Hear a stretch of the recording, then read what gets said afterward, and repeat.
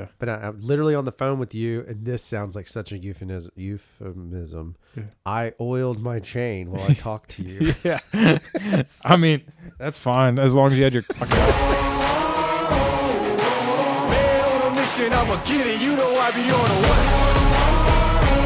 Yeah. You know I be on a what? Man on a mission, I'ma get it. You know I be on a what? Yeah. It's all hard, ain't no fear here. Welcome to another exciting episode of Ride the Rebellion Podcast. Hi, I'm Drew Hall, and with me today is the king of the South Alabama Turndown and the current chairman of the board, CEO, every member of the C-suite for Dale Boyd Sports Management. The C-suite. What is that? Is that the like the C word that we're not allowed to say? No. Probably. If you work there, it probably is. That's the code for it. But in the real world, I think that's like the executives. Okay, cool. I've never had initials other than DAD or DICK from Casey or something. That's right. That works. Yeah. If you could acronym that out, it'd be kind of interesting. Ooh, man. I don't know. There's Dennis, DDDS or something like that. I don't know. We could probably make one for bikes too. Yeah. Be stupid. I'm sure it'll be stupid. Well, if I'm involved, everything's going to be stupid. Yeah, sure. It's like now I can't stop saying, and pardon this language, just a fair warning at the top of the show. It's not the C word, right? No, it's not the C. Well, it is a C word, but it's about a rooster. So keep that in mind. Okay, yeah. So when we get up to the top, after we've ridden down on the Reb, we get up to the top, and it's just now become habit. Todd Hall and I are just constantly like, unlock your cock. It's just every time. Just trying to remind each other, unlock the shock, unlock the shock. Thank God. And it's just turned into it. And then we're riding up, we go down to the bottom. He's like, go ahead and just lock your cock out for me. I'm like, I got it. I mean, it's just awful. Man, you guys are super lucky that homeless chick that lives out there is deaf.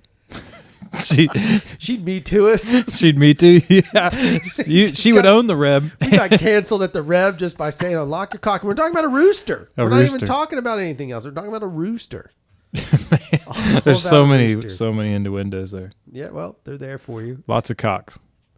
That's the thing. It's just we got one hen and a bunch of cocks. I mean, that's how it works. That is true. Lucky Carrie. She's a C word too. Oh, no, don't even take that the wrong way. Don't take that the wrong way. No one take that. You. No, I love you, Carrie. We're edgy today. We don't have any guests in the studio. Mm-hmm. We just we had this talk of like, man, we got to go back to the closet days. This is our first podcast of us just in the studio by ourselves. Yeah, it is. In the new studio. Yeah. And what did Toby call it? The tacky 1980s office? Yeah. What does he know? What's he know about the 80s? I'm sure he was a lot because he probably had an office just like this, 4 times the size. I bet he did, and he had like an epic suit, power suit, yes. with shoulder pads in. Even though Toby's a big dude, but back then you had to have the shoulder pads, and there was probably like a little drawer with cocaine. I'm not saying that, but like that's how the 80s were. The 80s were nothing but. If I lived in the 80s, that's what would happen: shoulder pads and cocaine. Right, I didn't live in the 80s, and never mind. Never mind. You want shoulder pads? No. Nothing. Yeah. Well, there we go. Speaking of defaming people, let's go ahead and jump right into our sponsors. There we go. No, this week we obviously want to shout out to all of our sponsors, so we're going to try and get our roll call correct this time. So the first one being Lucky Shot Coffee. We bring them up first because they're the most important. It's the fuel that keeps me and Dale running when we do these podcasts, because you guys don't know when we do these, and you don't know how we do them or where. You might know where, but point being is we often need a little bump to get us through that's legal. Yeah, the legal bump, not the 80s bump. Not the 80s bump, call back. So we both enjoy Lucky Shot Coffee. Well, Dale doesn't drink as much coffee as me. I drink a lot of it. I'm almost out, which means I have to get more. So if you haven't tried it yet, I highly suggest it. Go over to LuckyShotCoffee.com or to Satori if you're in the Mobile area. And look, if you're not and you're someone who's out of the area, do us a favor, and maybe if you're looking for another bag of coffee, just buy a bag of coffee. Give it a shot. If you don't like it, don't say anything. That's fine. But at least give it a shot. You're going to like it, though. It's good, though. Yeah, and you're supporting a mountain bike family, right? They all ride. So you're helping somebody in the community. So think about it that way. You're part of our community now by helping that community, so forth and so on. And the other thing is, like, we're pretty passionate about mountain biking, passionate about everything we do, whether it's mountain biking Unfortunate passion. Yeah, right.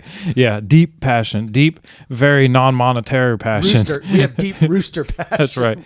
But there's only one person I know that's more passionate about what they do than us, and that's Shannon. Her Oh, it's coffee, 100%. like she is so passionate about it, and it's amazing to talk to her about it. I got to go over there, hung out with them last week, and just being around her, like the energy she has for every project that she does is unparalleled. Absolutely right. Also, we want to thank, as we joked around with Toby and his awesome shoulder pads in the 80s, in his power suit, in his office. It was made of wood. We also want to give a shout back out to Dirt Coaster Academy. We appreciate their sponsorship. And if you guys don't know this, the previous episode, we're not doing the announcement. I got a whole thing for that. But the previous episode, there was a keyword hidden. I'm not going to give it back because we're going to give you a little extra time in this case. There was a keyword hidden into it, and the prize for that is ridiculously awesome. We may have given away the prize by the time this airs. I don't know yet because we're going to do it live. I was going to say, we're going to do live. We're going to do something different. But if it hasn't, because we got to give people time to enter. That's what I'm saying. Yeah. It's such a good prize. So right. The prize that Dirt Coaster's giving us is actually the same thing that they do, right? So this is what makes it fun. So they're giving away an entire run of classes. It's a $200 plus value and a hat, which are extremely rare. Mm-hmm. And it's a very nice Richardson hat. If you don't know what that means, you will once you get one, if you win. And so you get to go a full run of classes. And you guys have heard us say this multiple times. Like last episode was like a commercial for it in some ways. Right. But the reality of it is that class helps everyone. Those classes help everyone that takes them. And so if you're serious about riding, you should definitely check out dirtcoasteracademy.com, or you should enter the contest so that you can get your free voucher to send it. That's right. Plus, they're just fun people. Right. They're fun to be around. They're mountain The bike stupid part folks. is you're going to have a good time. Right. Yeah. You could pay for a good time, or you could win a good time. Ah, we must be Zinging. having a rough week. we're zinging. We're just roughing that week right on in. Man. We also got to give a shout out to our boy Aaron. I'm going to let you plug him. You plug Aaron. You plug him. So, Plug him hard. oh man, that's Sunday mornings. So our other sponsor is Run and Try of Mobile, and that is Aaron, and he does a great job with all of the running shoe community, and it always keeps us on our toes in the running world. God, yes, thank you. Where's the button? And he's the Mobile's largest on-cloud dealer. Yep. He loves it when I say that every time. Yep. But yeah, there's a lot of things that he helps with in the community. He gives back, and actually, he worked with Shannon with Lucky Shot during the month of November. They did Streaks for Stigma. Aaron had done. It was stupid good coffee. Yeah. She made a special blended coffee. You donate to his charity, and you got a bag of coffee and a shirt. And he had ran. I think he's gonna have to quote this when he's on here, but I'm 90% sure he ran 1,000 days in a row without missing a day and doing at least 1 mile. Good God. Yeah, he's a monster. Yeah, but he's nuts. So anyway, yeah, Aaron at Run and Try, go see him. He's got, if you don't run, that's fine. He's got gels and other things that can help you on the bike as well. I mean, it's a try place. So there's bike stuff, there's sunglasses, there's CBD, there's Delta 9, 8, 9. And you can order a lot of this stuff too, I believe. Absolutely, online. yeah. He can order a lot of it, and he'll let you run on the treadmill and check your gait, and then fit shoes for you. That's a fantastic thing that I've done multiple times. The first time I did it was in Los Angeles. Before it had gotten really big, it was Nike that was doing it. I'm in the Nike store like before a meeting, and I got all sweaty. It was a stupid idea, but it's like made a difference. And now every time I get ready to get another set of running shoes, I go to Aaron. But I mean, that's what I do. And even if you don't run, he can do that and fit you for shoes that you can work in every day that are better. Like my mom's husband Kip, he went in there. He was here. He walks every day. He did his gait, figured out some Hokas for him. I knew it was Hokas, man. It's They're Hokas, so comfortable. man. Yeah, and he's just rocking them. He said, I ask him all the time, like, how are they? Because he was a little leery about them because they're kind of tall, and he's an old dude, and he likes white New Balances, and he didn't want to get out of his comfort zone, and he did. And now he's like, man, I love them. He's like, I can't wait to get another pair. So just a little shout out to our boys and girls. So there's something kind of interesting that this is no segue into anything because we don't. That should really be the name of this show. No segue into anything. Yeah. Something interesting. Toby kind of got me curious when he started talking last episode. Again, if you haven't heard it, previous episode could win a great prize. But when we were discussing it, he started talking about Zone 2 training. I don't know shit about any of that stuff.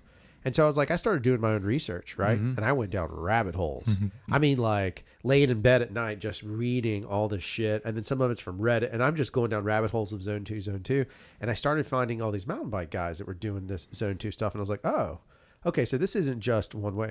So once I started understanding, the crazy part about Zone 2 is my understanding of it. Now, you're way more ahead of me and you can correct me. Yeah. This is not a plug for Aaron either. Is that at the end of the day, Zone 2 is basically being able to get your heart rate in a position where you can still have a conversation. Correct. Right? Yes. So it's essentially walking.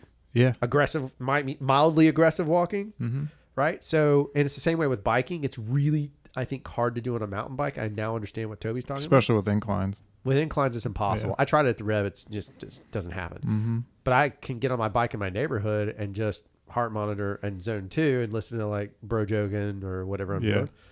So do you think there's any value in any of that? Absolutely, because it helps with your heart rate recovery. Right. So once you go to maybe those mountains or our mountains, You're right. once you go up that and your zone goes to 7 or 6, then Mine goes to 11. yeah, if you get to 11, we're gonna have to light flight you.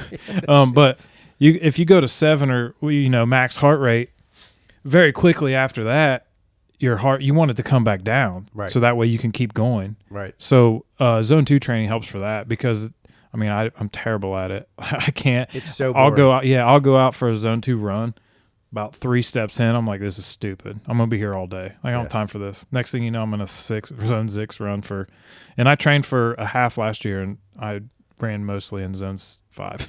So Good gosh. it was stupid, but I mean, it worked. Yeah, and so my thing is like a lot of times it's just walking. So it's like the easier way to get it is to add that. I mean, it is a longer process. I think you have to do it. It's much longer. It's, I started going into it just because I was curious about getting ready to ride. So this is not my favorite time to ride where we currently live. This is my least favorite time. This is where it sucks the motivation out of us. And if you guys, the people live up north, I know it gets hot. I lived in Missouri. I know it gets hot in Ohio. It ain't hot like this. Y'all don't even know.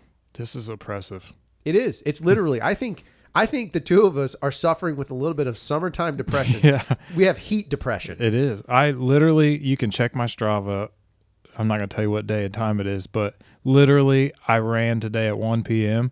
and I said I'm running a mile. I got close to the house and I was at like a 1.4. So I was like, damn, I can go 2. So then I get to 2 and I go by the house. I was at like 2.3.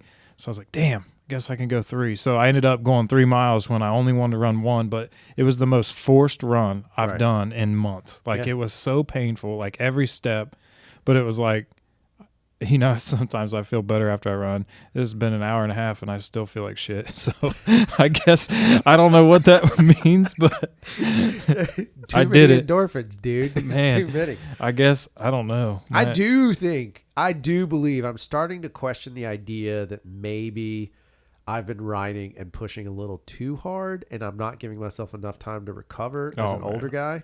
And so I don't want to admit it because it's almost like defeat, but I do think I'm not giving enough time because when I take a break, like a chunky one, I'll still always do weights. And I think that's really important is getting back to the gym to do weights and do that kind of stuff. But like backing off my cardio, that's why I switched to the Zone 2.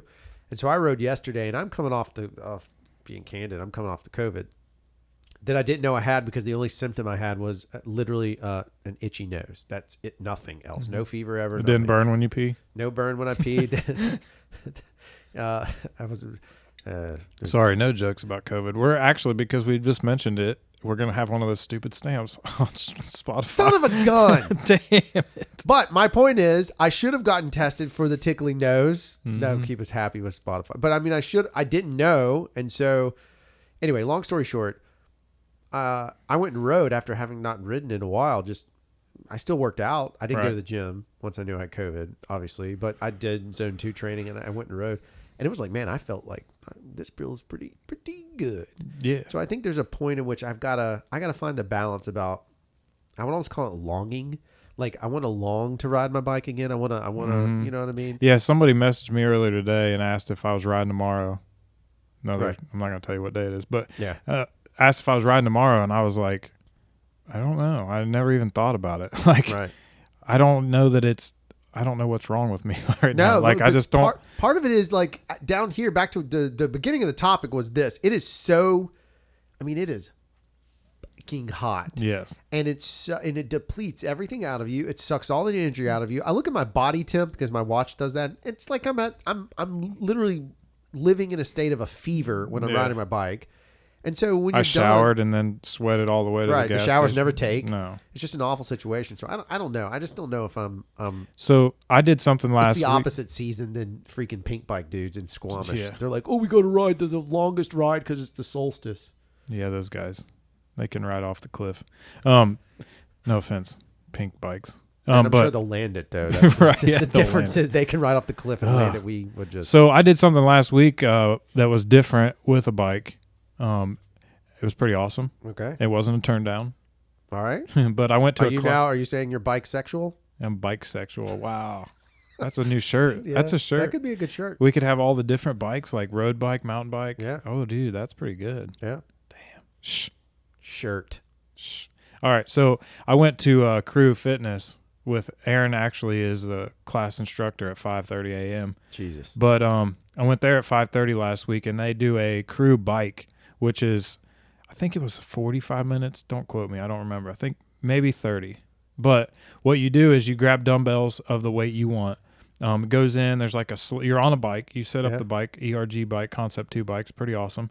You set it up for your height, whatever, and it actually has an app so it connects to your phone, so it tracks it and everything. But what you'll do is like it'll pop up on the screen. The lights are really low. It's dark. There's like blue lights in there, and the music's super loud. Yeah. Aaron's controlling the music, so you never know what you're gonna get. But right. There was only like 5 of us in there, but up on the screen it'll pop up and say like, "Hey, for this 5 minutes, you're gonna do 700 meters. You're gonna get off and do 5 man makers, and then get back on 700 meters, 5 man makers with the dumbbells." Right. So you do that as many times as you can in the 5 minutes at your own pace, of course. I obviously have no chill, so I go into it with, there's nobody in this room that's going to be faster than me on this bike. Oh so, like, not knowing a single person. This is my first class. Just in the back corner. Sports management. Yes. Like, you guys know I have a belt, right? So if you walk in with the belt. But I sat in the back, and my goal was to keep the RPMs at 100 revolutions per minute the whole time of every sprint that you do. So I was off the bike first, but way faster than everybody.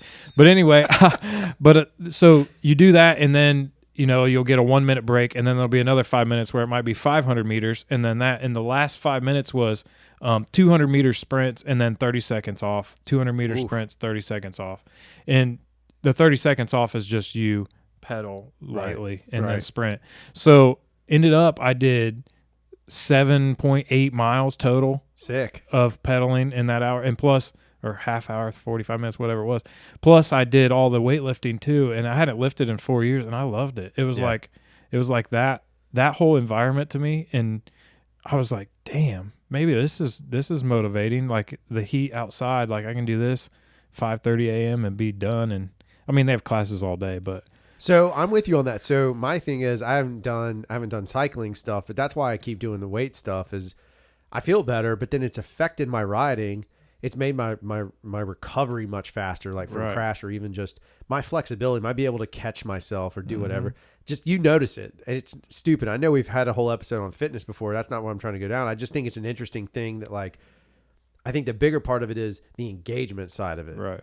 Like once being able to click in like that, just to be able to like, all right, cool. Cause it's just disgustingly not fun outside. I think right now, maybe this is a good podcast. We don't have a topic, so we're just trying to free ball, but I think this is maybe like how to be motivated when you're unmotivated. Yeah. Like I'm not motivated at all. Like I went and rode yesterday, just in my neighborhood on my Specialized, just like I even put on Strava maybe old school ride, just because it was like an old school like sidewalk feel, like multi-surface. I went through Medal of Honor Park and hit the woods and just back in. It was like only 8 or 9 miles, but it felt good to just do something different. But it's really hard to get motivated. Like I even washed my bike once this week, just like, please tell me why I don't love you right now. No, like, I get it. The other day, I was talking to you and it was raining. I was like, well, I'm not probably going to ride. Yeah. But I'm literally on the phone with you, and this sounds like such a euphemism. Yeah. I oiled my chain while I talked to you. Yeah. I mean, that's fine as long as you had your cock out. I unlocked it. I made sure it was unlocked. Jesus. So anyway, I sat there and then I was like, maybe thinking that would to break my own sort of side of it. And then finally it got so bad. I was like, I've got to get out. Like I took yesterday because it's a weird situation for me. I didn't know I had this infliction until Wednesday afternoon when a guy ran into was like, oh, I've been in quarantine. I was like, what? Thanks And for then I'm like, heads up. oh crap. I don't have any. I thought I just had allergies because like it literally on the CDC website, it listed that I had allergy. It was a whole thing. So long story short, that all happened. So when it did, I was like, I got to go ride. And it was fun and it was a good ride, but also the ground was even at the Reb where it's sand, it was too much. And so Todd Hall and I were riding and it literally, you would go through turns and you would sink in like mud and then all of a sudden catch. So it was the weirdest feeling. So like you're prepping to kind of shift, you'll start sliding and it would catch so hard. It would be like hitting concrete and you'd be like, It was weird. You rode fine, but it just was a weird experience. And for you folks in the north that have actual clay trails and mud, like that can't ride in the mud, we get it. Like we can though. We have sidewalks of sand. Yeah, it's literally sand. And the funny thing was, I even made the joke that when I first started riding, it popped up on my memories the other day. It first started riding, I went and rode at South and was like PR'd a hot lap, and my bike was muddy and everything was muddy. And I even put like in the comments like, man, it's a lot harder to ride in the mud. And like I got chastised because I didn't know. Ironically, those trails are still there. Yeah. Nothing happened. Yeah. I rode on them muddy and they're still there. No one even knows that I did that 4 years ago. I have a bone to pick with that. I hate it. So we're going to talk about whatever. And so one of the things that stood out to me was like some of these misnomers, like things that happened and have happened or said to me in mountain biking that I wish I would have, like, don't ride muddy trails. Listen, I'm not saying more fun, by the way. I'm not saying disrespect anybody's trails by any means. That is Right. not what we do here. I mean, that's what we do in our own trails, but Right. that's not what we do to public trails. I'm just saying, like, the logic that you're going to destroy them is no. I don't buy it. Well, At least in our area, maybe somewhere else. Yeah, somewhere else it's a big I can't deal. say, but in like our where there's area- a thaw and freeze up in the north, like Right. in Ohio, it'll destroy those trails. Like they'll have big, huge potholes Right. and stuff. We're So- going to get hate mail for that statement. Oh, we're definitely getting hate mail, but I Sweet, send it. down here, I feel like it's like trail virtue signaling. Yeah. Like, You got woke trails? yeah, I'm a good person because I don't ride on those wet sandy trails. Yeah, that's garbage water. Yeah, I just can't go get behind ride it. if you're not gonna ride. And there's another person, and I won't even call him out, but him and I always say like, just don't post it on Strava. No one will say nothing. Yeah, no one's going to know. Like, just get your ride in when you can. When you Right. feel like you're motivated enough to ride, don't let somebody tell you not to. So here's my other thing about it. It's mountain biking. Yes. And so to me, I appreciate trails that's, I understand maybe not the red clay dirt stuff. I Right, get yeah, all that yeah, stuff, yeah. especially. But if we're talking about hand cut trails through the middle, like to me, it doesn't make sense. That seems to be part of it. You're risking some stuff because roots get slipperier, rocks get slipperier. I mean, you're dealing with stuff, but like at the same time, it's like, it just seems to me a little bit of overkill. Like one of those ones that's just pushing it. The just a little super funny thing about the muddy trails thing is the trails are too muddy to ride until there's a race. And then they're Yeah, like, suddenly oh, it's yeah, okay. we're doing it. Yeah. And suddenly it's fine. And then there's- that's where it seems to be gets more destroyed. damage. Right. That's Yeah. exactly right. It's just funny how that works. And they're like, oh, no muddy trail riding. Oh, wait, we have a race scheduled. And there's 100 people here, and they paid $50 a piece. Yeah, it's exactly right. It's super annoying to me on that side. Another one that I can't stand. I don't know. I don't want to. This is a personal one, so it's against myself, is what I'm saying. Like I am not down on freaking. Welcome to the Debbie Downer episode of this show. Yeah. I'm not down on my bike by any means. I do realize now, though, that what I spent on my bike could have probably been spent a different way, if that makes sense. So, like, I just needed a size up. Right. So, if you remember, if you guys don't know from the new buy day episode, #1 episode trending forever, if you go back to that, we talked about how you should maybe look at a bike, and it is fantastic information that was extremely helpful. And none of that is regrettable. It's actually, I should have listened to it and done what we said as opposed to, but like I have what's the so it's SLX, XTR, XT, XTR. XTR. Yeah, so I have XT of all my stuff, right? I paid a premium for it. I had Dior before that was SLX. It was no problems. I had no issue with it. So I'm paying for a slight weight advantage on a enduro bike Right. that I ride downhill. Yeah. Like, that's dumb. Why did I spend, you know what I mean? Like, I would have rather upgraded the money and had wireless shifting as opposed to that. Like, it's little things. So the wireless is just convenience, right? At the end of the day, there's no real major advantage aside from that. Am I wrong? No. I'm not zinging it. I'm just making statements. No, and maybe weight because Maybe weight. There we go. Cleanliness on the cockpit. There Right. we go. It's all Aesthetic. yeah, right? aesthetic. It's very So aesthetic. same way with, like, I have all these extra pieces. Like, I have these We Are One wheels. I have We Are One wheels. Why? I don't know. Because at the time I originally was just going to upgrade the bike I had, and someone told me that was the way to do it. Well, I haven't ridden enough to understand that. And so, not knocking anybody that said it, but like, Right. I bought them. Those wheels are worth a lot of people's bikes, right? They're very expensive. So now my bike is extremely expensive. If anything happens to it, I'm out. Right. But what I paid for my new bike is what I could buy 2 really solid bikes for what I'm riding in the area. Do you know what I'm saying? Oh no, I get it. And that's the problem I keep running into is I keep not mad at myself. I'm just like, man, I wish I had a bike that did this, because maybe that would, and watch the circle back right here. Maybe that would motivate me, Right. because you ride the same bike over. I mean, you have 2. I Yeah. have a hardtail, but I don't even count that. No, I have a hardtail too. I don't. That thing's. I don't want. I took the seat off mine just to remind myself if I did get on, it's just going to send me straight. I'm going to get a free metal enema. So, I rode my old bike yesterday. Yeah, Just a nostalgic ride, I guess. and it's more And of yeah. a low travel bike. Yes, it's 130 instead of 160. So, and it's not a shitty bike. Like a lot of people would love to have it, but I rode it yesterday, and maybe a humble brag here, but I had to do mechanical shifting, and I was almost pissed that it shifted better than my electronic does on my other bike. Right. Like, it felt different. I don't know. There's just Is there a difference in the gear set? yeah, there is. One's 11 speed, one's 12. So there is Same that. brand though. Your SRAM. Yeah, SRAM. Yeah. But it was like, damn, this should not feel better than the expensive bike. And So here's where the my bike logic itself goes. doesn't. I almost get to a point where I'm like, I'm making up a number. I'm not revealing the real number. I'm going to do this because math is hard. Right. I spent $6,000 on a bike, complete, but I spent $6,000 on a bike. I could have bought a pretty solid. I could have bought an Ibis, a Ritmo AF for $3,200, and I would have had, what does that leave me? $2,800. That leaves me $2,800 that I could have taken that bike and ridden almost anywhere in the United States with that same amount of money, and had like an incredible experience breaking it in. Right. I just feel like maybe my screw up was it's the longevity of it, but is it because immediately it's the Chris Rock thing, new pea can't cook.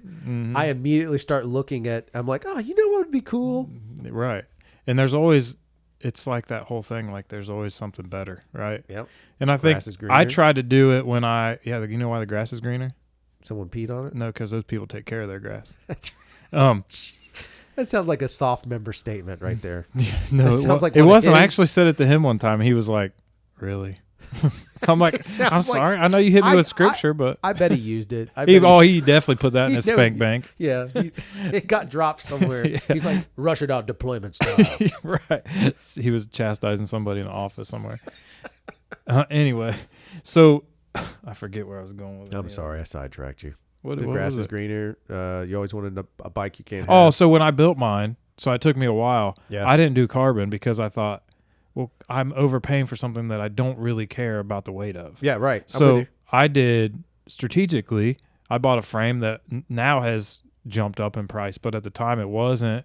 It was an affordable frame set. Yeah. So I buy the frame and build it from there. And to get, I probably have a nice bike for less money than if I would have bought a whole. You know what I'm saying? Does that Totally. make sense? Like 100%. Like it's probably the most efficient way that I could have done it.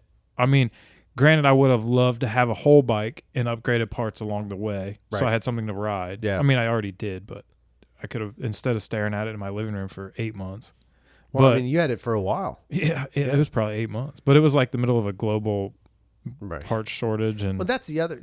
Go ahead. I didn't mean to. no go. I mean, that's the other thing that pisses me off is the cost of like the price jump between SLX and XT and to XTR is crazy. And I just know Shimano, so I don't know what SRAM's situation is, but like that price jump's nuts. No, and it's really for nothing. Well, no, yeah, and I stick with GX stuff because XX1 or XO1 is so much higher, and it's just a gram or 4 that's Right. they say different. Sure. Okay. I can't tell. I rode SLX for a year and I've ridden this for as long as I have, and I can't tell you the difference in my two. Like it feels the same. I destroy cassettes. Like I go through cassettes like crazy, and I check my chain stretch, so don't email. So, but or do because we just want to get some email. That's true. Yeah. Call Ride in. the Rebellion at gmail.com. But I go through them so much. I don't want to pay $700 for a cassette every time I do. No. So that's stupid. I just try to do the consumable parts. I try to make them cheap, affordable. This is where you and I have we are very similar and very different at the same time. And this one is the most dramatically different that doesn't make a lot of sense. What, you have a job and I don't? Oh, somewhere Casey is smiling. Yeah. She goes, zing. Or she's like, it's that Obi-Wan line. That's a joke I haven't heard since. And she just remembers back to you zinging yourself. Anyway, that show is terrible. Don't watch Obi-Wan. I don't care as much about aesthetics as you do. No, I'm right? different. And you're totally different. And so what's been amazing is watching you. And then, we Todd Hall had a nasty wreck, destroyed his really beautiful S-Works, whatever it was, fancy bike. And now he's rebuilding his, and watching him like the same thing you did. Once all these parts came in, you started seeing it. I was like, man, it does look good. Yeah. I just don't have the motivation to do it. I'm like, these pedals look pretty good. I'm good. You're right. It's like mine's just a tramp stamp of a bike. Yeah. I literally was staring at the other day. I was like, man, I should put our Rebellion sticker on there. And I'm like, looking, I'm like, yeah, but where? Like, I don't want to cover up any of the polish. Like you can't tell the rest of it's polished. A 2-inch square, like it took me forever to even find a spot for other stickers, and I didn't want to put them on either. Well, I like the Elon sticker. The Elon sticker's sweet, but it's like, it doesn't, I don't know. It's just a weird, my other bike though has stickers all over it. Right. I don't know. But for a while, that bike has changed multiple times. Like it was a Rastafarian bike for a while. I have 2 pictures of that. It was lime green, red, and yellow. Oh, interesting. It was pretty cool. Out. Yeah. And then I changed it to all black and gold, everything. I can't say anything. I like the black and gold. I hate the graphics on my bike. No offense, Gorilla Gravity. It's just not. Yeah, that's where cheesy. I do. Yeah. See, that's where I am a snob, is because I work in the design space. So like that to me, just it doesn't work. They would be much sicker if they ghosted them and then just put a little bit of silver etching around them, almost like a drop shadow. Then it would look like hot boss. Like it would just stand out and look sick. But that's not what it is. So they just don't do anything for me, so it doesn't motivate me. And then I never care. I don't care what color bike I have for the most part. I want something neutral. That's just my style. But again, that's what I'm saying. I'm a creative director for a living. You're still a graphic guy, so you're in that space. But I mean, I just don't, none of those. Literally this week I was like staring at my Specialized. Like Jakey Poo style? Yeah, literally like him. Thinking, man, how hard would this be to take apart and paint it? Like I want to change the color. I don't even ride it. I just want to change the color of it. So there's one of my clients is a auto body. Yeah. And she's like literally the best painter in the city. And so I was like, hey, look, I want to get the bike to match. Can you potentially paint my bike to match my truck? And I have like a really odd color I have an F-150, and the color is actually really hard to get. And she was like, I have lead foot. That's what they call it, because it's a gray with just a little bit of blue in it, and it's flat. And I was like, holy shit, that'd be pretty rad. But then I'm like, at the same time, I'm like, I don't want to take it apart. Nah, it's just so much work. I might do it anyway, because I've always wanted a white bike, and no one ever has. If you white wanted, bikes. if you wanted to do it, I'll send her to you. She'd probably do it cheap. Remember, I don't have a job. She'd probably do it cheap, like pro bono. I could probably be like, hey, you should paint this bike for social media. Yeah, and I'll put stickers on it with her name on it. I don't care. Yeah. She can sign it. She'd eat that up. She's a great lady. But I thought, like I had for a while my idea, and John can vouch for this because I used to send him pictures once a day. I wanted to make an Evel Knievel bike. That's sick. White, red, white, and blue, and gold. Why not? I think it'd be so sick. But see that goes back to that custom like wagons where you see that stuff and you can build it out. I can't see that stuff. Right. I can't draw because I can't Oh, I can't draw. I can either. frame an image. I can capture an image. I can tell you what should be right, or I just can't originate an image from paper and pens. And Yeah, I wish I could draw because sometimes my ideas, I can't get them to translate Same. with clip art. the thing, all I see when you say that is that little clippy dude from Microsoft. Do you remember that guy? Oh yeah, I do. I need a sticker of that. I can't do that because I can't draw. I think about that, and then I think about like guys like Kevin Black that rides with us, which is what is his shop called? We'll give him a free plug. Man of War tattoo. Oh, I'll yeah, be it's there the shit. Tuesday. Oh, Yeah. you are getting a Tuesday. Yeah, my first tattoo. Oh, there you go. It's pretty rad. You gonna tell everybody? You want to wait? I'm gonna wait. Okay. So Kevin is one of those guys that clearly can draw. He's like a freaking rock star Yeah, he's tattoo artist. amazing. I don't even know what the term is. And so he's one of those guys that can just see it, right? Mhm. And he just, you can tell he just sees it. But even his stuff is pretty plain. His bikes are all planed out. I wonder Yeah. if it's a weird thing where we Well, just it's like, does the art go on the bike? Because his body's all arted up. yeah, fair enough. Legs, He's probably like, I don't arms. want to distract from my work. So That's like, right. you must look at my work. Yeah, he's actually he came to FNL a couple weeks ago, and we were sitting at. This is a funny story. We were sitting at the wing place, and we're not gonna shout them out, but No, because their wings are like, they were better last time. They were got they bigger? big. Because Yeah, they I got had bigger. the last one I had was like a baby thumb. They got bigger because Todd ordered three things of them and couldn't eat them all because he thought they were God. gonna be small. Oh, no joke. Yeah, Oh, good. but I just get the chicken nuggets with sauce on them because they're You're an consistent. adult child. Yeah. Will you guys have fries? So so Kevin's sitting across from me and we were talking about tattoos, and you know how, like, if you're a tattoo artist, like, it's just not something like you wouldn't want to go sit at dinner and talk about film making, you Hell know, no. like it's just not the fun. So Right. I know not to bring it up to tattoo artists like a lot, but it's hard to hide. Right. So we had that conversation. We were having a conversation about it, and I said, you know, there's really not too many tattoos that I actually like. And he's like, thanks, dude. I was like, no. I was like, not yours, but I mean, I hate cliche tattoos, and I Yeah. hate I hate the tattoos that everyone wants. Yeah. Like, don't get back in what was it, the 90s. Everybody wanted a tribal thing around their arm, Oh, and like boy. the silly cliche stuff, and it can be done well, and that's not the point. Like, you can have a good tattoo. The point that I just hate how people get tattoos that are like, oh, hey, I got a butterfly on my ankle. Yeah, so it's like I always equate it to my kids. If I ask them just some random thing, I'm like, hey, why don't you draw a picture for your grandmother or whatever? They'll Yeah. draw the most half-assed, generic picture. Uh-huh. I'm like, you know that your grandmother would love it if you gave them something that Some had a little more effort. meaning. Right. Like and it's the same way I see it is they just pick whatever's in their brain. Or I'll be like, hey, do you guys want to, you were really good at school this week, you can have a prize. Like, we'll go, you know, you can pick Yeah. a $5 toy from Target, and they just pick the first damn thing they see. I'm like, do you really want a Kermit the Frog that Yeah. lights up? Like, what are you going to do with that? Which, and like, when we reached out to Kevin, because Casey's going too, she's getting one as well. Oh, snap. What is she getting? She's getting a butterfly, but I just made fun of it. But she's getting like, That was like a tee up. I'm no, sorry, it was, Casey. It was awesome. So I did it to myself. So I told her, though, I was like, Kevin's the type of dude, you're not going to sit there and be like, hey, this is a picture I found on Pinterest. This is what I want. Right. Like, you just tell him what you want and what you don't want and give him the artistic freedom. Right. And that's what I'm doing. I was like, hey, I know what I want. We've talked about it. I mean, he is by definition an artist. Like, yeah, he is right. 100% That's what an you do artist. with people like him. Right. Like, he doesn't go into his room and find one on the wall and like, oh, I want that. Do you guys have a book of tramp stamps? Yeah, that's real right. quick? Yeah. So I want to do what I want to do is not on Pinterest. So it's gonna be sweet. It Dale will be Boyd, on sports Pinterest. management, not Yeah, on Pinterest. Not on Pinterest. Yeah. Not on Penis-trist. That's what I used to call it. Penis-trist. Yeah, because my wife used to take Pinterest more seriously than penis. So Hey, there it is. She's- and the quota's been reached. yeah, We are 30-something minutes in. and she we had like just landed it. 20,000 or 50,000 or 100,000 pins at one point.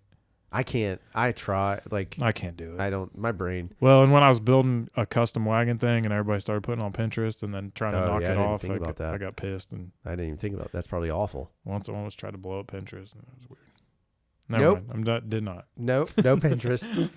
Yeah, I think Kevin's stuff is fascinating, and it's an odd connection. I was talking to the young lady that cuts my hair. She was like, "Yeah, my dad works at Man O' War Tattoo Shop," and I was like, "What?"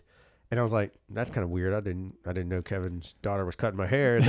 And she said his name anyway. So There's only like turns out- 3 people that work there. Yeah, he's one of the other guys. Okay, cool. And he's been there forever. It's just very awkward because she's 20 something and I'm her dad's age. And Right. so it's just really, because like I see her as an equal. I'm sure she doesn't see me as an equal, but I do. You know what I mean? Like I'm looking like age down to be like, yeah, it's cool. But it's like, I'm actually your dad's friend. I should be your dad's friend. To be not fair, yours. you started this conversation off with the young lady that cuts my hair. Yeah, I know. I was trying to be respectful. You can't take the dad out of dad, bro. No, you can't. It's there's nothing they can do about it. impossible. Ugh. Yeah, I don't know. I think this show helps me sometimes keep that motivation high. Friday Night Lights is always fun. Honestly, I love doing the podcast. Like Yeah. it just, to me, I love the feedback we get from people because I honestly, this is you and I talking. Like Yeah, I don't for sure. expect anyone to listen to it. Right. And when people do, it's like, shit, that's cool. And Yeah, our like, hobby you is never sitting know. in front of microphones and talking and not giving a shit. Yeah, because we have these same conversations on the phone. Like, Stupid. Like, yeah. It's so true. it's cool, and I think I enjoy it because it's starting to build the community. To like, because this time of year no one wants to ride, so we're not having a ton of group rides where everybody's Right. there, and so this kind of keeps the community alive. Like, hey, we're still here. There's still a pulse. The crazy part is it'll flip. And that's where we were in the beginning. Like, whereas right now in the majority of the country, northern part of the country, I mean, for a lot of them, this is peak riding weather. Right. And I don't blame them. It's great, you know? But now this is like the peak of when we don't ride. It's like our seasons are totally flipped. I saw an article came out that was like, this is trail building season. And it's like, that's the opposite. This is not trail. This is feature season for us. Like, can we do it in a couple of hours? Yes. Good. Moving on. Because it's so hot and so nasty out. And then we have spiders everywhere. We have these freaking golden orb weavers. Those are trail features. They are definitely trail features. I had my first one on my helmet. I did not crash. But I was with Boris. Boris, yeah. And it crawled right over. And he took a picture of it somewhere. I don't know where it is. I think I have it. He sent it to me. Oh, good. Yeah. That is me just dealing with it. Yeah. And he kept fumbling with his phone. I was like, this dude's totally with me right now. And I'm The thing, Boris, shout out if you're listening. I just met Boris last week. We had talked before. Boris lives in Golden, Colorado, which sucks for him. No riding out there at all. Yeah, none. It's so just It's awful. terrible. But so He gets to go a whole 3 feet from his door to get on a trail. and there's no community. I mean, Guerrilla Gravity, everybody's there. Nobody Common drinks. Cell. They don't Maybe even have not good Guerrilla. beer out Yeah. there. They're all Mormons. Yeah, no breweries literally beside his house. Yeah, that's right. So anyway, Boris was here visiting family, reached out and wanted to ride. So I actually hadn't done this in a really long time, but him and I met up. We rode 17 miles of just like urban stuff. And literally, if he lived here, I would be in a body cast every day because he was like, hey, let's do this. And it was like a huge huck off of a curb or Right. a huge like loading dock to flat. Right. He's like, dude, we could do this. I'm like, no, we can't. He's like, watch, just follow me. I'll tell you in. I'm like, you know how far we are from the car? and, Yeah, like, right. and I said halfway through the day, I was like, I mean, I need somebody like him here though that's willing to like do the shit first, so it's not me. And then like there's one, I think I posted the video. It doesn't look hard, and we were at like a little amphitheater thing at a park. Yeah. But there's like 4 steps down, and we bunny hop from the top step all the way to flat. And it at first like it was intimidating. I didn't want to do it, and he just did it and was like, "See, it's not hard." I'm like, "Yeah, for you." Right. But I mean, I did it, and then after that, I was like, "Let's do that again." That was pretty sweet. So it was like nice to have somebody to ride with that was like pushing me to do stuff that I wouldn't have done, and then to just ride 17 miles around town, not on any trails, of just not in the city. Like we weren't on the road. We were just finding random stuff. Like he'd be like, "Hey, look at that stump. Let's launch that stump." And I'm like, Right. I would have never seen that. Just the creativity of the ride and trying to, and that was like being a kid again, you know, like that. Yeah. That That's kind the of ride one was thing fun. about riding around like that. Mm-hmm. That's really capturing the spirit of being a kid. That's right. Right. Yep. And that's the other part of it is like everybody says that we go back to riding bikes to capture the spirit of being a kid, and we do. But at some point along the way, I feel like it gets a little muddled, and we have to have these little moments to kind of remind us of it's not just a great riding day. It's like I think there's specific. There's like for me, it was the Frenduro. Like that again was like all my buddies hanging out, drinking beer, riding bikes. I mean, we rode first, but Right. that gave me a big boost of energy when I was kind of hitting. Maybe a we're plateau. coming down from that. Like, Probably so. but it's, Probably so. I think I used to only ride by myself because I wanted to go as fast as I could go. Right. And by myself was how I achieved that. Right. Now I don't ride by myself. No, like I only ride with other people now. There's times where I'll get into like now, and if this isn't a zing. If I'm not going to ride with anybody, but I want to ride, I'll just do my zone 2 training. Right. Because I can be. That's probably better for me to be isolated, listen to some stupid ass podcast, or a book on tape. Which, by the way, years. I mean, I've been listening to it for a while, but like I finished maybe last year The Terminal List, and that show just came out on Amazon. If you're into like military thriller stuff, I don't care if you hate Chris Pratt or not. That book is fucking good. The stuff that happens in that show is effing brutal. I don't know why I dropped an F-bomb and then backed one off and then paused one. It is phenomenal. It's like yelling at your kids. Yes, exactly. You're like mad and you're like, wait, I just said F word. Oh, damn it. Yeah. I did see that Todd said he read that book too. I was really surprised because I didn't think he knew how to read. I knew it was coming. I knew it. You knew that was the Todd. I have to zing the Todd, man. He's the biggest teddy bear I posted ever. some rant on Facebook about insurance, and he jumped in there and like. I would have responded that, but I don't understand that shit. So he made a political statement right out of the gate, and I was like, or he didn't mean to, but it sounded that way, and I was like, no, I'm not making it political. I don't think there needs to be a finger pointing. I'm just saying, like, my kid went into the hospital, which is one thing that happened since the last episode. Oh yeah. I had a kid in the hospital last week, and so I've had 2 weeks of just not great medical luck, and so I have a kid in the hospital, and I got a letter. What triggered me is I got a letter yesterday that said they were denying all of her all of it. That's such trash. It's like my kid went to the hospital because she had mono, and her throat was closed, like her tonsils were touching. How do you deny that? It's a child. You know, it's not like a teenager. Maybe you make the argument. This was a child. She's young. So it was stupid. So it sent me off on a tangent and just led down the old. And then all these other people jumping in and making these. And it's like, why? Facebook's a joke. Oh, no. Facebook is a cesspool of your opinion matters. Oh, it's awful. And it doesn't. It's totally awful. And I always want to post that, but then that's my opinion. Right. So it's like, I don't want to post anything. I just post stuff about sports and my businesses. Speaking of social stuff, we haven't plugged it in a while, but you can follow us on all the social channels at ridetherebellion.com. Ridetherebellion.com. You can go there too. But you can find us at Ride the Rebellion. You can go to the website at ridetherebellion.com. We have shirts and merch and other kind of cool stuff.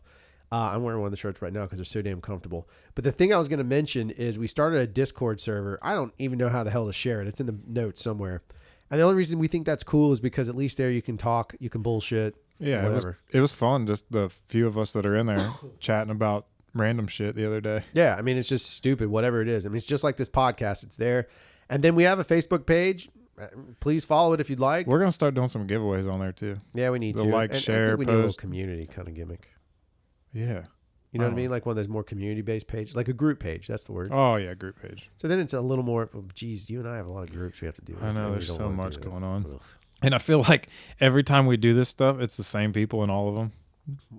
It's always like, hey, guys, I like today, whatever day it is, I was trying to update people. Dale's learned to keep it dately ambiguous. I was trying to update people on a thing, and I was like, well, where do I put it? Yeah. I'm like, group message, Facebook, whatever. So I'm like, hey, I can't hold everybody's hand. Look, if you want information, it's out there. Yeah, it's brutal. So we have a thing to get prepped for here in a little bit. Because you going out there early? No. Oh, I'm just gonna call it a river. Just call it a river and be done. Is it raining? I can't even see. No, it's not raining. So maybe it's fine. One of the things I did want to mention though is that if you will follow us on those channels, I put out a call for it with another episode that probably just went to Spotify. I think I'm not sure, but one of the things is we can have guests on the show that aren't just this area. And I think it'd be important to do that. So if you are a writer, you don't have to stay on for very long. You can just chat. You can use a pseudonym, antonym, synonym, whatever you want to go with. If you don't want to reveal you can wear a mask. You can wear a mask. Be super dope. You can be anonymous. Point is we can actually have people on. It's not hard for us to do that. And I'd love to actually do that because it would be more fun to have somebody out there. So if you're out of the area or in the area, I don't really care, wherever you are, if you'll shoot an email to ridetherebellion@gmail.com or hit up the website or hit up our social channels, you will get me or Dale in one of those and we can set it up. So like maybe one episode we have a couple of different people on and we just have a conversation about from where you're at. I think it'd be pretty rad. I think it's pretty cool because then our local people realize like, hey, there's other people that mountain bike.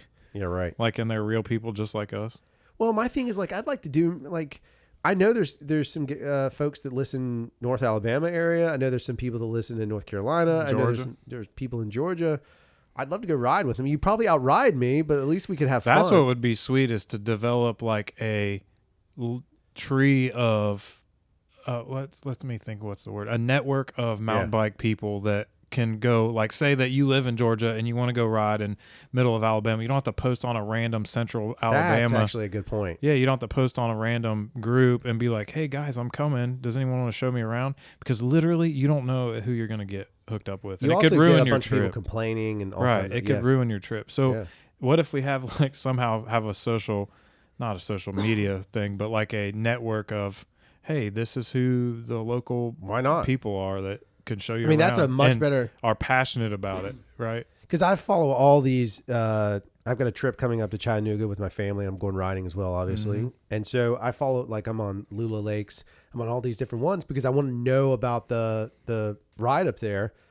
But sometimes, man, you get people that are not friendly to outsiders. And it's kind of like, come on, man. I'm not going to ride your trails muddy. Right. Can you imagine if you were from not here and you posted on Samba and said, hey, I'm going to come and ride, and And the first soft thing member's the first person that shows up? Yeah. Join Samba. Consider joining Samba. And then drags you around the trail for a half hour? Yeah, and he just drops you? He just drops you. Nah, he's been better about it. No, but I'm saying, like, that's what we're trying to avoid. Not that riding with Alan's terrible. No, I get what you mean. But you want to, it needs to be a little more embraced. Well, look, the first time I rode Samba, well, you made fun of me.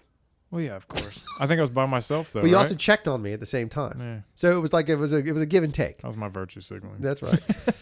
You're like, this guy smells new and Jewish. I'm gonna be nice Well, no, to him. I was always the guy by myself. Literally, everybody knew Yeah. it was my job to see, who they are, and it wasn't my job. I just made it my job. Yeah. And that was my. But online, though, I mean, look at the guy that one dude that posted one time in our groups. And again, not every group's this way, but we dealt with this problem. Somebody posted something about trail features, and he just got lit up for no reason. Right. And that led to a whole podcast. If you'd like to hear it, it's on IMBA, I think we call it. We made a joke out of it. But that whole conversation, like, you're right. Like, the truth of it is, it would be kind of cool to have a network that kind of pre-screens that. Because, look, I just want to ride with people that are basically, like-minded. if you listen to this show and you get us, then we get you, and we should be riding together. It doesn't matter what you declare yourself as a human being on this planet. We probably, if you're listening to this, we get you. Right. That's just a stupid simple of it. That's not virtue signaling. That's just facts. Right. Because if you put up with this shit, then you'll put up with us in real life. Because there's no difference. Right. Except for microphones. So I think that'd be awesome, actually, because then other people could reach out to each other. Like, we're not involved, obviously. Yeah, but I'd eat up a trail report. Someone sends a trail report back in, like, hey, I rode with these dudes. They're rad. Like, I'd put it on the show. Like, that'd be a cool feature to do. Yeah, that'd be awesome. And I think that's not that hard to do. No. And I think that people would enjoy. I forgot my kids were here. That scared the shit out of me.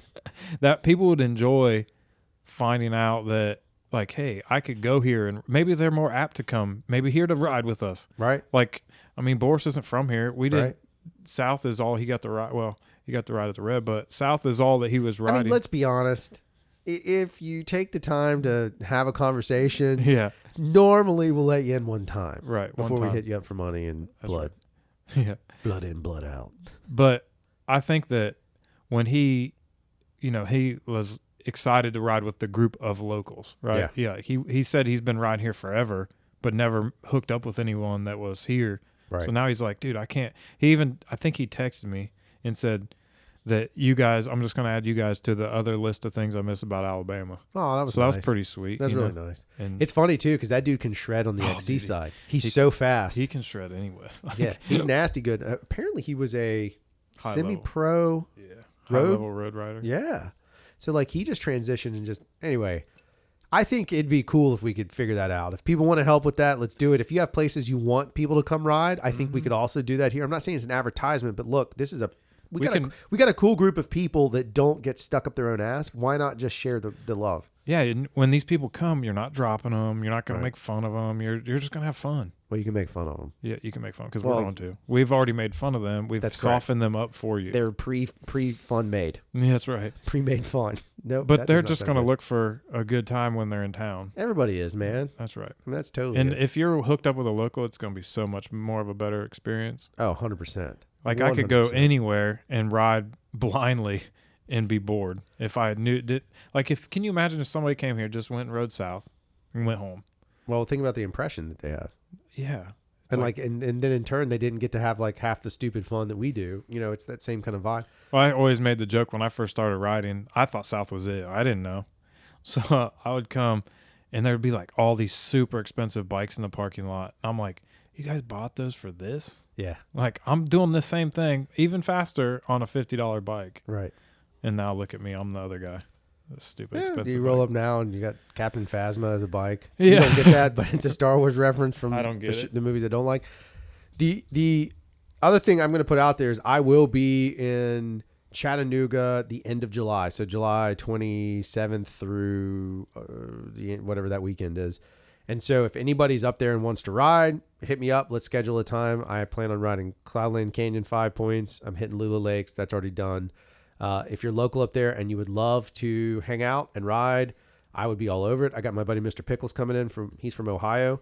He's bringing his bike in. And so he's mostly a road rider, but he's a good consistent rider.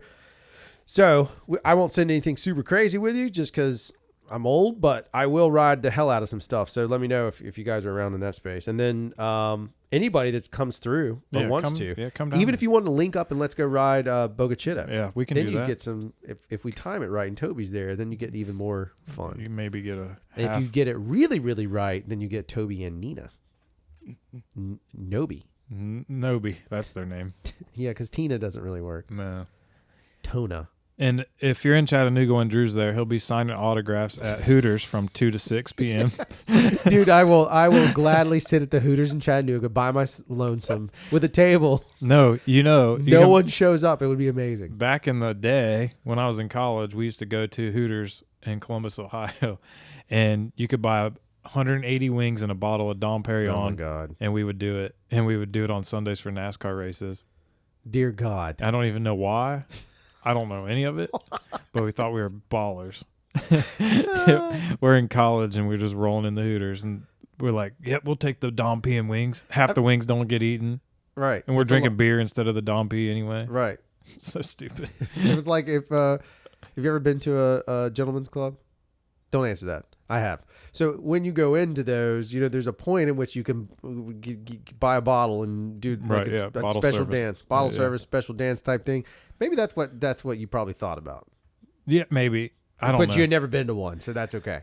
Yeah, we thought we were cool. Like, let's go watch NASCAR, fast car. And we didn't even watch NASCAR. Like, I don't know. It was a weird time. That's all right. I still watch wrestling, and that's where ours started, so I can't say anything. And the only gentleman's club I've ever been to, we had to walk past down steps in Cincinnati, down steps in an alley. It begins with Cincinnati. Yeah, Cincinnati. Yeah. And down steps where there was 2 giant Russian dudes standing at the doorway. I'm with these guys that were wealthy locals.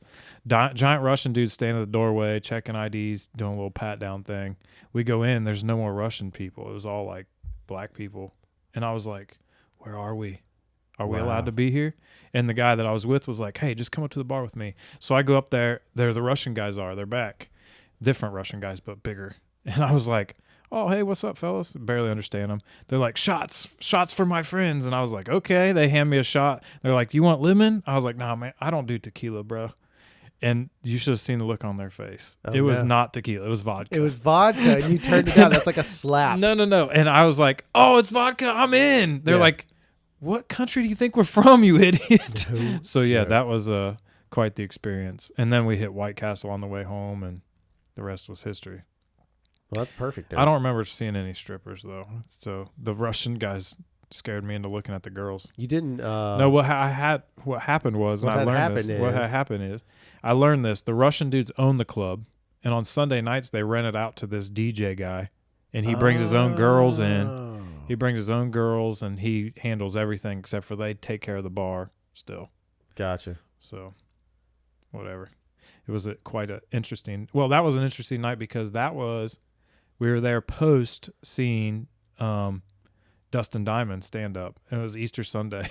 Oh yeah, he's dead now though. Well, dude, he was on he stage bad? 2 hours, the best stand up I've ever seen in my Oh, life. no joke. 2 hours of free balling. And he was like, I hope you guys buckled up, got some extra drinks because I'm going to be here for a while. It was like he was working everything out. And I still remember some of his lines. Like, he's like, I'm the smartest man in the world. He's like, I spent 13 years in high school. Holy And like, smokes. literally right when he walked up on stage, this is Dustin Diamond's joke, not mine, but he walked up on stage and was like, hey, anybody that came to relive any Saved by the Bell moments, you're fucked. So it was like from then on, there were some pretty raunchy jokes, and and he's a huge dude. I'm 6'4", and I got to meet him afterwards. We hung out with him for a little bit. He was bigger than me, way bigger than me. Good God. So it was Screech from Saved by the Bell for anybody in not our generation. Yeah, I mean that's he was pretty intense though. Man. He struggled at the end there. Well, he's like, most people start in comedy and get a TV show. He's like, I'm doing it backwards. I started with a TV show, and now I got to do comedy. But yeah, I think he went down a bad road. He had some like most childhood stars. yeah, he had some definite challenges. Like he made life harder for himself. He's doing celebrity boxing. You know, you hit rock bottom when you hit celebrity boxing. Do you remember Celebrity Deathmatch? The Gumby people, like Yeah. the clay? Oh Yeah. my God, that was the best thing ever. What a wild thing that Remember was. they used to do it during Super Bowl? Yeah, and it was everything. huge. Yeah. It was hugely popular. I don't think that works now. No way, man. That would It's be way bad, too aggressive and violent, and which is awesome. Yeah. Why are we not doing I this? don't know. I also saw that I guess they put out another. What is that Beavis called? and Butthead. Stop motion? Yeah, it was claymation. Claymation. Okay. Yeah, and they put out a new Okay. Beavis and Butthead. I haven't watched it. I'm scared because it's not going to be the same. Like, it'd be like if they made a new South Park movie. Hey, look, it's the same way with me with like Jackass stuff. After a while, Jackass just got kind of like Yeah. ass. I know. I haven't watched the new Jackass. It opens with just obnoxious. I'm scared of like tainting what I remember it being. And I've watched them all, but like when we were in high school, Yeah. when I was in high school, Jackass was the shit. Oh yeah, it was huge. Like we went to a car wash with those skinny yellow wiffle ball bats, and somebody sprayed the water on you, and then we hit each other with Oh them my God. in the car wash. We said, this is Jackass, and this is, I forget what, wind tunnel water experiment or something. I don't know what it was, and like videoed it, and we thought we were really cool. So they that's why they had that disclaimer, because people like Yeah, kids would go out doing dumb shit like and that. do stupid stuff and then send it to them. And I'm sure they have a collection of Oh hilarity. my God, yeah. Right? But I'm sure there's like some kids and stuff that But now like, they're all like sober and shit. They're trying to like Yeah. reform their lives because they went off the deep end. man, it's brutal. Like Steve-O, all those guys. That was Yeah. tough times. I mean, it's the same way like I listen to like some of these old stories about mountain bike stuff, and I hear these tales of like these crazy dudes, and you listen and you're like, man, they really rode it, and then you hear them and they're like, yeah, man, I was so wasted, and Right. it's just a different take. We'd have to be, right? Like I think some of it. I mean, Back then, some of that stuff, Yeah. Sketch City USA. that's Yeah. what was progressive, right? Like Yeah. the things progress when the level is raised. Well, Right. also, I mean, some of it's probably a little bit of motivation. Right. You know, I mean, just like what we're talking about, in some extenses, your endorphins fire long enough, and then it gets a little dull to the situation, right? And Mm-hmm. so maybe that's what happened. So, I mean, maybe the next trick is we need to do a bunch of methamphetamine and ride south, and it'll be awesome. Man. Well, that's what somebody said. They were like, is the event going to be difficult? And I was like, no, it's not. Right, But it can be. Go faster. right. Like South can be really hard Yeah. if you go really fast. If you send it, Right. and you want to go for it, yeah. All right. All right. We rambled. Our Yeah. stories are stupid. Yeah, we're talking about the 90s. We're talking about Dustin Diamond stand-up that I remember word for word. Yeah. I don't remember what I did yesterday. Well, you got He's that. dead now, too, so I can steal his jokes. What's up, Dustin? Oh my God. All right. Well, this has been another exciting episode of Dale Boyd Sports Management, aka the Ride the Rebellion podcast. As always, you can follow us. I mentioned earlier at Ride the Rebellion. You can get some merch at ridetherebellion.com. We have a Discord server. Somehow there's a link in some of these notes somewhere for you to join it. And then let's talk about this community network thing of like, Yeah. how do we set that up? Let's figure that out. Maybe it is a group that's just self-managed. And if you're an asshole, we just punt you And we block you And from our block you Discord server. from everything. Yeah. Yeah. You can go make your own rebellion. It's called the Ride the Rebellion. Yeah. I'm rebelling against the guys that started the rebellion. Those guys are assholes and they won't let me ride. So basically, I'm going to wear spandex. I'm going to listen to nothing but Pink Bike. So you're like every other guy. Welcome back. Right. All right. That was a douche noodle move. All right, we're done. Goodbye. Peace. I'm on the way.